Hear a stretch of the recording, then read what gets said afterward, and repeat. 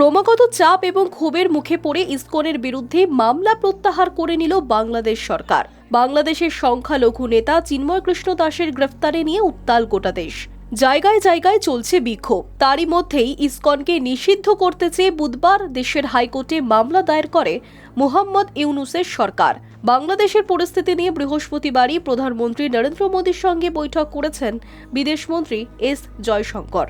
প্রসঙ্গত, চিন্ময় কৃষ্ণের গ্রেফতারের পর বাংলাদেশে ইসকনের তরফে বিক্ষোভ শুরু হয়েছে, যার নেতৃত্ব দিচ্ছেন চিন্ময় কৃষ্ণের অনুরাগীরাই। চিন্ময়ের মুক্তির দাবিতে মূলত সংখ্যালঘু সম্প্রদায়ের মানুষ পথে নেমেছেন। এই পরিস্থিতিতে বাংলাদেশের হাইকোর্টে আবেদন জানানো হয়েছে ইসকনকে নিষিদ্ধ ঘোষণা করা হোক, জরুরি অবস্থা জারি করা হোক চট্টগ্রাম এবং রংপুরে।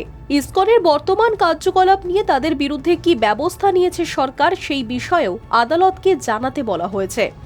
এক প্রতিবেদন অনুযায়ী বৃহস্পতিবার এই মামলার শুনানি হয় বিচারপতি ফারহা মাহবুব এবং বিচারপতি দেবাশিস রায় চৌধুরীর ডিভিশন বেঞ্চে।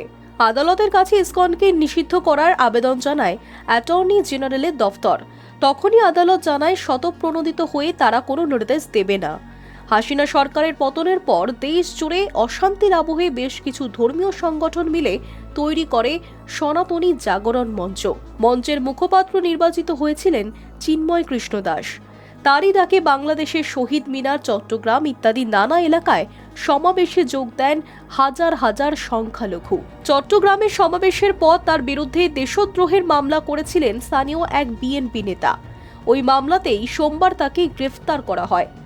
চিন্ময় কৃষ্ণের গ্রেফতারের পর বাংলাদেশে ইসকনের তরফে বিক্ষোভ শুরু হয়, যার নেতৃত্ব দেন চিন্ময় কৃষ্ণের অনুরাগীরাই। তার মুক্তির দাবিতে মূলত সংখ্যালঘু সম্প্রদায়ের মানুষ পথে নেমেছেন। এই পরিস্থিতিতে বাংলাদেশের হাইকোর্টে আবেদন জানানো হয় ইসকনকে নিষিদ্ধ করা হোক, জরুরি অবস্থা জারি করা হোক চট্টগ্রাম এবং রংপুরে। কিন্তু চাপে পড়ে ইসকনের বিরুদ্ধে মামলা প্রত্যাহার করে নিল বাংলাদেশ সরকার। Hi news network.